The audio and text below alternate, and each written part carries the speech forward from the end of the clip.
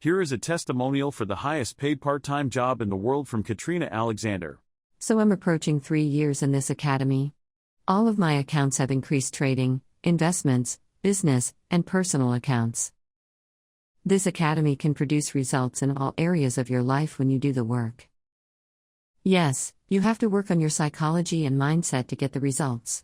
Everybody needs some help in what they're doing.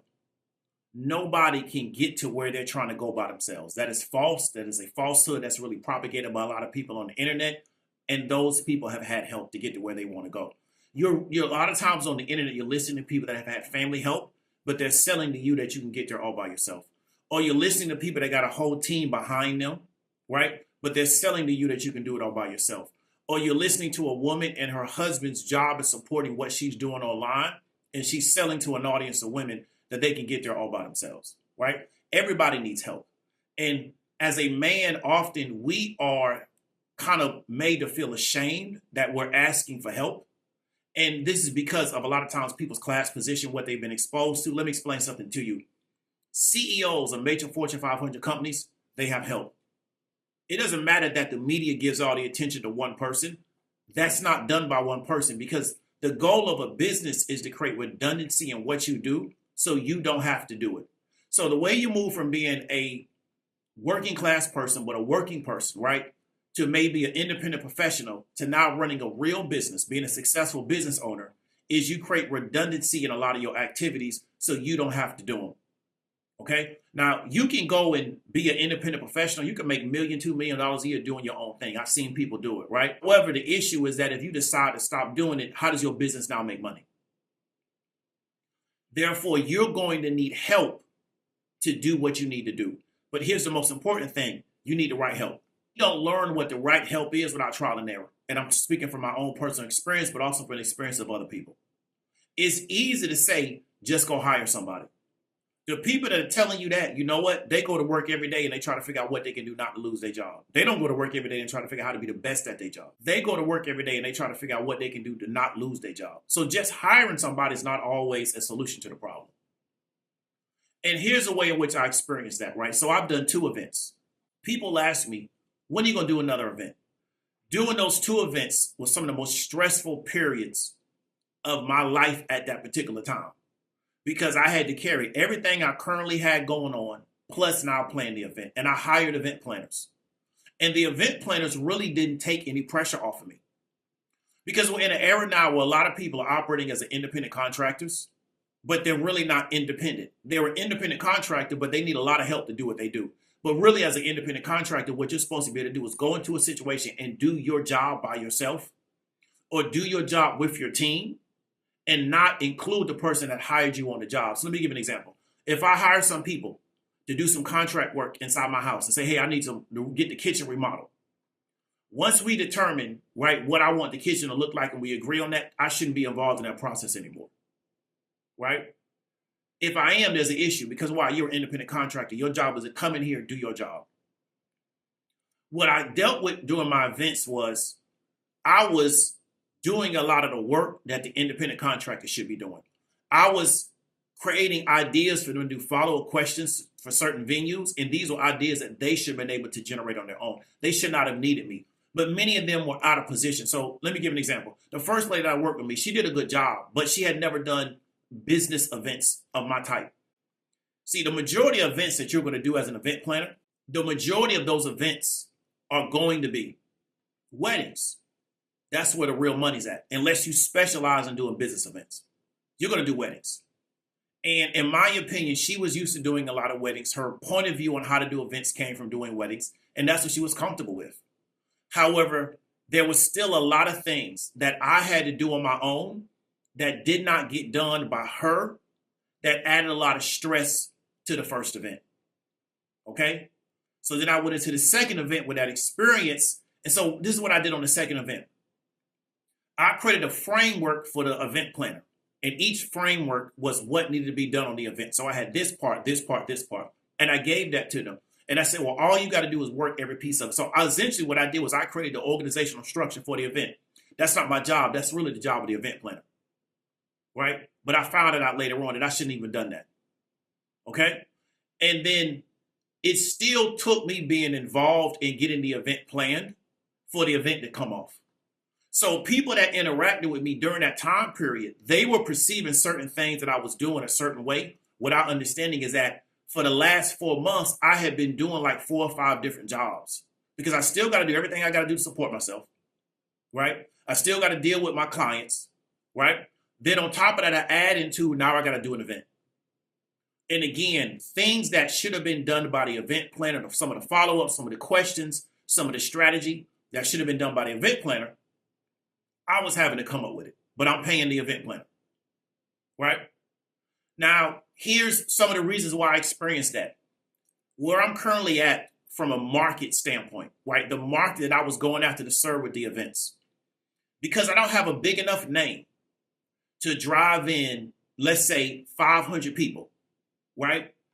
My cost structure was a lot lower. So let me give an example of what I mean. I can be as exclusive as I want to be. But in the real world, exclusivity comes with a price point. So if you look at Ferrari sells a certain number of cars per year, but they sell them at a certain price point to where it makes sense. I don't think you can get a Ferrari for like under $250,000. Talking about a brand new Ferrari. I don't think you can get one for under $250,000. If you look at Ferrari's yearly numbers, what they sell per year, if Toyota does that on a quarterly basis, everybody's fired. They got to sell so much more because why? Their price points are different. Now, there are some expensive Toyotas, but you can get a Toyota around $30,000, $40,000 now, which is relatively inexpensive for a brand new car. There's no Ferrari that they can get you for $30,000, $40,000, right? It just doesn't. You can't even get the engine probably for $30,000, $40,000, okay? So because Ferrari is very exclusive and they're very limited, their price points are different. They're going after a certain market, and they built up a lot of credibility in that market over the decades. There is a movie about Ferrari. I didn't watch it, but you can go check it out. But understand that Ferrari's been around for decades, right? So this is kind of how they've established themselves in the marketplace by just standing the test of time.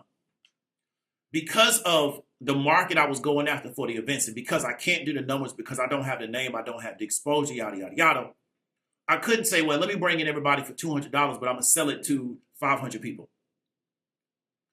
First event we did maybe high 30s. I believe we did high 30s. Second event, we did like mid 20s, right? So on the second event, I'm still having to do all the work to get the event off. Still got to carry everything else I had before I ever started doing the event. The numbers aren't looking the same. We're not selling the same numbers, right? It costs more for the second event than it cost for the first one because the venue was more expensive, right? So people are dealing with me in regard, because like I remember like the last week of the event, I was sleepwalking. Like I just was trying to get to the event to get it done, right? The first event I did, I woke up at like 6 o'clock that morning. I woke up at like 6 that morning to do the event. And I was literally 3 hours before the event, I was doing stuff for the event, and I'm doing the whole event. Nobody else was talking the event except me. So by the time the event was over, I was exhausted because I talked the whole day. Then we had all kind of stuff. The electricity went out, like a whole bunch of things happened, okay? Second event, because of all the stuff associated with the event, trying to get, because I couldn't, here's the thing, the event planner couldn't handle certain stuff. They just couldn't. So I realized I got to handle it to get it done so I could get this event off. I done sat here and sold these tickets, these people coming into the city. I got to get it going. Right? Because I didn't have people, truly independent contractors, you can hand them the job and they just go do the job. We have a lot of people that are presenting themselves as independent contractors in these spaces, and they really are not true independent contractors. They really are bad part-time workers. Right? That's really what they are. They really are bad part-time workers, but they're presenting themselves as independent contractors. Therefore, the day of the event, the week of the event, I really wasn't all the way there. So there were people that interacted with me during the event, and they took a certain like perception of what was going on without realizing everything that led up to that point, right? But I'm used to it because when you're a man, especially when you're a black man, there's often going to be a lack of true understanding about what you're going through. People really don't care. They say they do, but a lot of times they really don't. And so I'm kind of used to it, right? So it's whatever, right? It's just how this thing works, right? So I kind of understand their perception of it, the way they've been socialized in this particular system, right? And so I now go into doing the event, and I remember, and I kind of talked about this in the video, I spoke to the event planner about the projector we needed to use. And I was very explicit in explaining, like, this is what I need to do, yada, yada, yada, this, that, and the third. And they literally was like, yeah, I got it. Don't worry about it. I got my own projector, yada, yada, yada. And I explained to them, like, this is what I need. This is the reason why I need it. And then when we got there, the projector they bought was not a projector that you would use for this type of event. It was a projector. Let's say you got some kids. It was a projector that you use to watch kids' cartoons with. That's what it was for. And I couldn't believe that they thought that would be appropriate for a corporate or business type event. Like, I just couldn't understand why they thought that would make sense. You understand what I'm trying to tell you? So that added more stress to me because I done did all this planning, done paid all this money. It's literally 2 hours before the event started. We realized we don't have a projector that works. And I spoke to this person literally multiple times about this projector. And they told me I got everything, yada, yada, yada. Because again, we have people in these spaces that are presenting themselves as independent contractors, and really what they are is they're part-time workers, right? But they're having to do a lot of this stuff because their main gig don't make them enough money. So they got to take on multiple jobs, right? But it's hard to be good at all these multiple things that you're doing because you can't take really anything serious, right? So that was a challenge, okay? So lucky for me, I was blessed to have help at that event, because it would have been very bad if I would have had to leave the event, go find a projector. But I know I spoke to this person about, I spoke to them, but it had the same thing happen the first event. The first event, I spoke about the projector. And I explained, this is what I don't want to happen. And then when I showed up at the first event, the projector didn't work. But I rented the projector, I paid them for it, right? So this is the issue. Now, here's what can solve the problem. There's corporations in the metro area. You pay them $10,000, they do your event. You know what that means? The people that come and got to pay more money. So if I can charge everybody that comes to my event $1,000 per person, I can do those type of events. But me charging people $197 at the top, $297 to do an event, I can't get a firm that charges $10,000. We talking about what you pay in the firm. We're not talking about the venue. I saw venues where I'm at, and they quoted me $4,000 and $5,000 for one day. Right? And that was without no audio visual equipment, no food. It was $4,000 to $5,000. So we talking about a $15,000 to $20,000 play for an event. So how do I get that out of my audience? So it's real easy for a person to say, well, you know what? All you got to do is hire some people and they'll solve your problem. No, you got to hire the right people.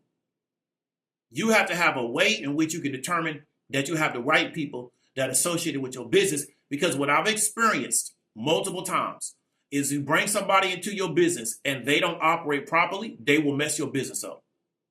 And then what you now have to do is you have to compensate for what they're not doing properly. And then people won't know that, and they'll interact with you and they'll think that you tripping, and they don't realize I'm under a ridiculous amount of stress because I got to do everything I had to do before I started this situation. And also got to carry this other person who I'm paying. See, everybody got paid. Everybody got paid. The people that helped me on the second event, they got paid, right? The people that came and talked on the second event, they got paid. The person that helped me on the second event, they got paid. Everybody got money. That they may feel like, well, I did it for a discount, but you ain't asked for what you wanted. But you did get something. So everybody got some form of financial compensation for the event, right? So nobody was there for free. You understand what I'm trying to tell you? I paid out of pocket for everything, right? So what I want you to understand is that just hiring somebody is not always the solution to the problem, because many people that are telling you that, they don't show up to work to be the best they can be at their job. They show up for work and they look at the clock and they start counting down to when they can leave that day. Right? That's what they do. So if everybody does what they do on the job, you hiring them is not going to be a solution to your problem. So what you have to have is people got to believe in your vision, and they have to believe in your vision, not their vision. If you bring somebody, and listen to what I'm telling you, I want you to really understand this. If you bring somebody into your business and they believe in their vision, they're going to do their vision in your business, right? I know a guy who lives in the Philippines. He's a copywriter, right? Makes a good living as a copywriter in the Philippines. And he talked about he never hires anybody that has any entrepreneur aspirations. He says, you don't know why? Because they'll do that in your business. He only wants to hire people that just want to work and get a paycheck. He doesn't want to hire people that are aspiring entrepreneurs. Therefore, they buy into his vision because why? They get paid off his vision. So if they help him execute his vision, they get paid. That's something that's really, really important. Many times you can align your business with people and they don't believe in your vision. They believe in their vision, not your vision, right? But when you work for a corporation, you work for a 9-to-5, if you're going to be successful, you got to believe in their vision. The reason why Cook is where he's at in Apple, because he believed in Steve Jobs' vision. That's why he's where he's at right now. He didn't come in there believing in his vision. Cook believed in Jobs' vision. That's why he's where he's at right now. The guy that owns the Clippers, I think his name is Ballmer, right? That made all that money with Bill Gates and the other guy. You know why he was in that position? Because he believed in their vision.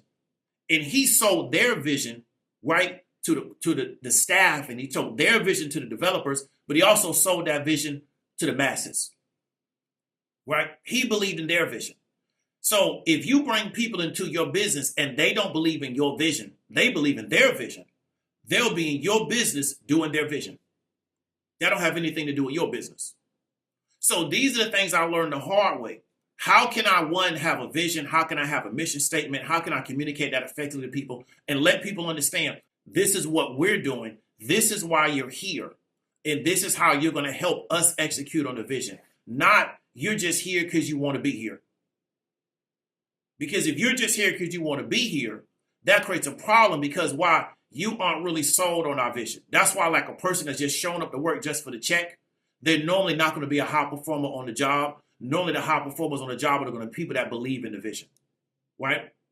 So people that are around me, if you really sit and talk to me and get an understanding of what I'm doing, you understand what my vision is for what I'm doing, right? But I talked about the one guy that was supposed to be working on my Gumroad site. He literally did something that could have literally, well, he did do it. He deleted all the models on the site because he didn't care.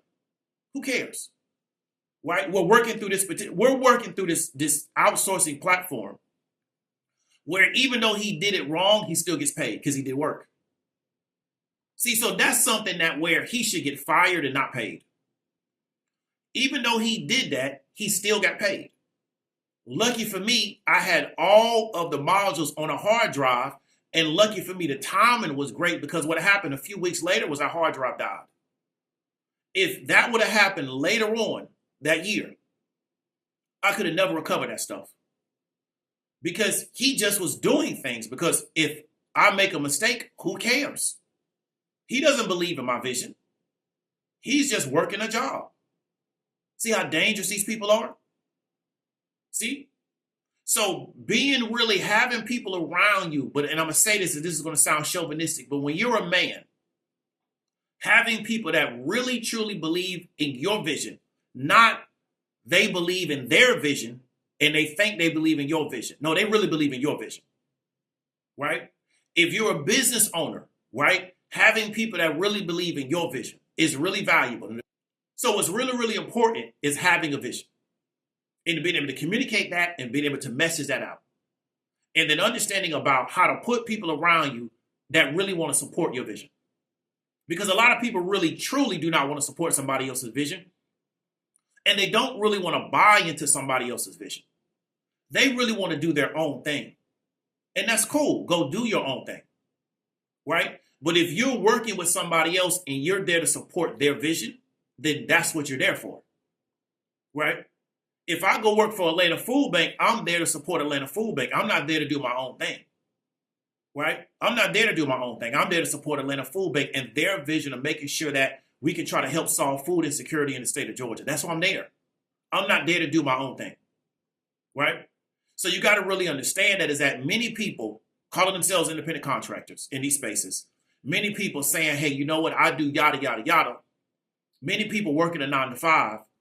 They're just there just to, have something to do. They can't really do what they really want to do with their life. Right? But they need a check. And then what they'll do is they will attach themselves to what you have going on. Right? They'll half-ass the situation. They'll cause you a lot of stress, cause you more work even though you're paying them. And they won't even do a good job. And you will try to build things with them. And you'll end up hamstrung because why? They haven't really bought into your vision. Right? So you got to realize that you need help. To build something really good and really great, you're going to need help. You can't get there by yourself. There was a really, really good video I was watching of this pastor, and he was talking about how he was trying to do things in his ministry, and it wasn't going the way he wanted it to go. He was dealing with a lot of trials and tribulations. But his wife constantly speaking life into him and constantly staying positive and constantly encouraging him and boosting him up is what allowed him to do it, because why? She believes in his vision. Right? They're aligned on visions. It's not, I'm finna go do my own thing, but I'm married to this dude, so, I'm going to help him out a little bit, but I'm really doing my own thing. No, they're doing the thing together. And I think that's where a lot of people struggle. So successful businesses are where they're at because the inner circle of that business, everybody's on the same page. That's the inner circle of the business. Again, Tim Cook is where he's at because he believed in Steve Jobs' vision. Tim Cook's not where he's at because he went to Apple and tried to do his own thing. He had his own thing going on, and he went to Apple to do his own thing in Apple. That's not why he's where he's at. You understand me? So, because Steve Jobs needed help to do what he was doing. Can't do it by himself. Right? Amazon has been known to have really, really, really good managers on their C-suite level. That's one of the reasons why they were so good for so long. Right? And they were able to build such a dominant company. Because it wasn't just Bezos. He had a lot of help. You understand what I'm trying to tell you? So that's what I want you to understand. This idea that they kind of promote where, Elon Musk does everything which is false. He doesn't get any of that thing done without other people. I'm sorry. If you listen to interviews of Tesla's designers, they're very passionate about what they do. They don't get enough press. They're very passionate about what they do. But because all the attention goes to Elon, people think Elon wakes up in the morning, he just does all the stuff by himself. No, he's assembled people around him to help him do what he does. Because nobody gets here by themselves, and everybody needs help in what they're doing. But they believe, the Tesla designers, they believe in the vision of Tesla. The SpaceX people, they believe in the vision of SpaceX. Right? The Neuralink people believe in the vision of Neuralink. Right? So that's really, really important. But because so many people just work a 9-to-5 job, and they don't really care about what goes on the job, and they just there to get the check, right? They're never going to be high performers at their job, right? And then so when you bring these people into what you got going on, all they know how to do is just come to work, show up, get their money, and go back home. You have to try to figure out, how can I get people that really believe in my vision, and they really believe in what I'm doing, and they want to help me execute on this vision. Not they're trying to do their own thing. Like I said, this guy in the Philippines talked about, he doesn't hire people that are entrepreneur. They got entrepreneur aspirations. He won't hire them because why? They'll come into his business trying to do their own thing, and he needs them to do what? What he wants them to do for his business. So I hope you got some value from that. David W. Williams, also known as a retail trader. Talk to you later.